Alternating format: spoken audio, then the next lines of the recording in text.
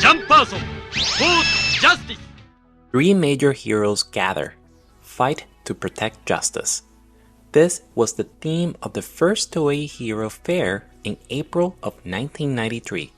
This new event was spun off of the company's long-running manga festivals and used to exclusively promote their tokusatsu hero films instead of mixing them in with their anime works.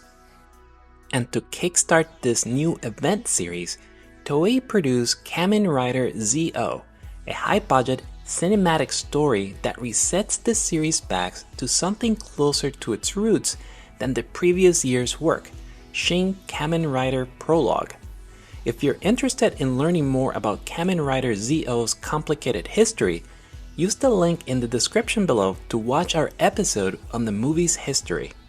The second highlight of the event was Gosei Sentai Die Ranger the movie. This work was used to highlight the new Super Sentai series, which by the time of the event had already broadcast its first 8 episodes.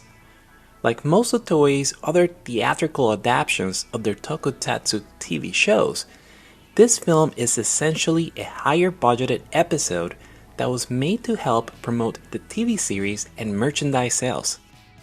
The third original work screened at the event centered on the newest entry in the Metal Hero series, Special Investigation Robo Janperson.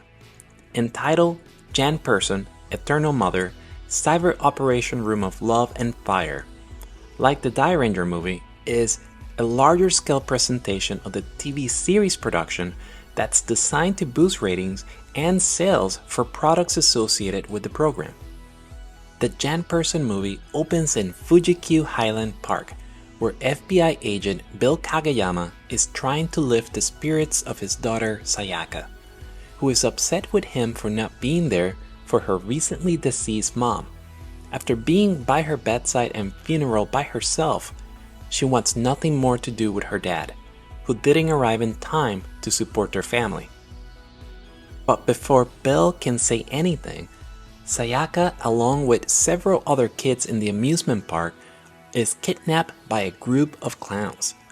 Thankfully, the Kanto Jurisdiction Police is immediately alerted and they spring into action alongside Janperson. The chase is also joined by Bill, who doesn't want to let his daughter down again. We are then taken to the Neo Guild's underwater base, where we learn from George Makabe, the leader of the organization, why they kidnapped the children from the amusement park. They will be used as part of an experiment by which their minds will be transferred to the robots and the Neo Guild's ideals implanted in them.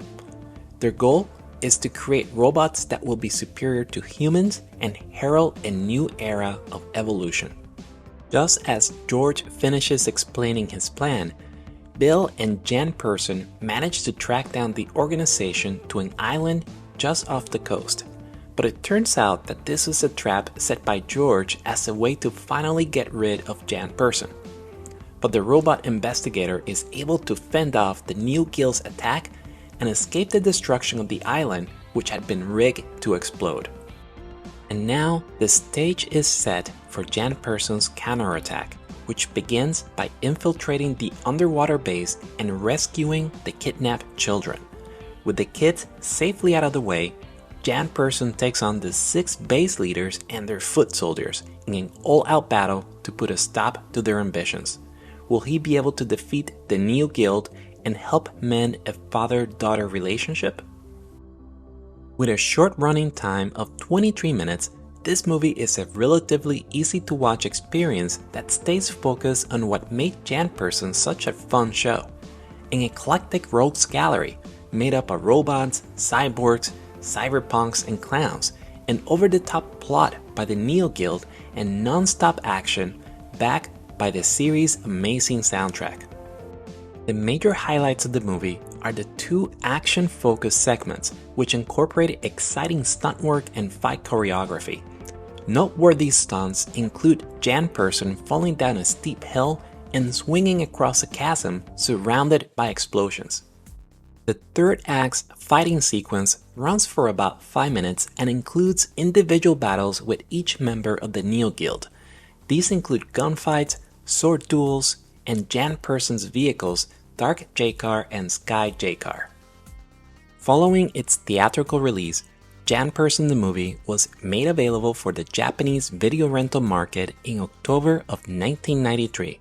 It was then packaged together with the Die Ranger movie as a retail laserdisc. It was also included in the 2007 Toei Tokusatsu Hero the Movie Box and in 2009 as part of the Toei Tokusatsu Hero the Movie Volume 6. This movie is a great time capsule for fans of Toei's Metal Hero series in this particular period in the company's production history.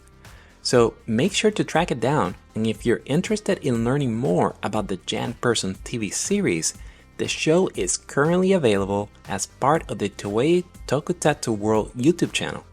Use the link in the description below to check it out.